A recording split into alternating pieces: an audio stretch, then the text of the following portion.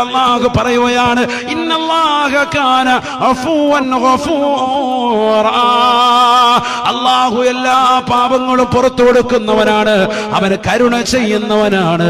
അതുകൊണ്ട് സഹോദരാ സഹോദരി, ഈ കുറഞ്ഞ കാലഘട്ട ജീവിതം, ഒന്നാം കാലഘട്ട ജീവിതത്തിൽ നിന്ന് നീ യാത്ര തിരിച്ചവനാണ്.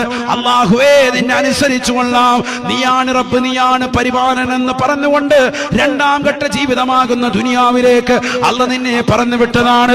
എന്തിനു വേണ്ടി? നീ നമസ്കരിക്കാൻ വേണ്ടി, നീ നോമ്പ് പിടിച്ച് ജീവിക്കാൻ വേണ്ടി, നീ സക്കാത്ത് കൊടുക്കാൻ വേണ്ടി. അത് നിന്റെ കച്ചവടത്തിന്റെ സക്കാത്ത്, നിന്റെ ശരീരത്തിന്റെ സക്കാത്ത്, നിന്റെ സമ്പത്തിന്റെ സക്കാത്ത്, എല്ലാ കാര്യങ്ങളും ഒന്ന് ശ്രദ്ധിച്ചുകൊണ്ട് കുടുംബജീവിതം, അയൽപക്ക ജീവിതം, സാമൂഹ്യ ജീവിതം, സാമ്പത്തികമാകുന്ന മേഖല എല്ലാം നീ ഒന്ന് സംശുദ്ധമാക്കിക്കൊണ്ട് നിലകൊള്ളണേ. നിന്റെ അയൽപക്ക ബന്ധങ്ങൾ നീ ശാക്തീകരിച്ചുകൊണ്ട് നിലകൊള്ളണേ. കഴിയുമെങ്കിൽ നീ പരിശുദ്ധമായ ഹജ്ജും ഉംറയും ഒന്ന് നിർവഹിക്കണേ.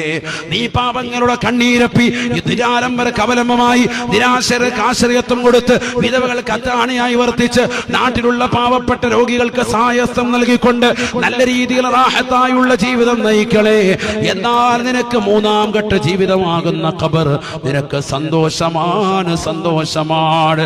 അവിടെ നിന്ന് പോകേണ്ടത് നാലാം ഘട്ട ജീവിതമാകുന്ന മഹ്ശറയാണ്. സുബ്ഹാനല്ലാഹ്. സൂര്യനെ തലയ്ക്ക് മീതെ നിർത്തി നരകത്തെ മുന്നിൽ നിർത്തിക്കൊണ്ട് വിചാരണ നടത്തുന്ന മഹ്ശറ. ആ നാലാം ഘട്ടത്തിൽ നിനക്ക് എത്തേണ്ടത് അഞ്ചാം ഘട്ടമാണ്, സ്വർഗമാണ്. അഞ്ചാം ഘട്ടം ദുനിയാവിൽ നന്മ ചെയ്തവന് സ്വർഗം.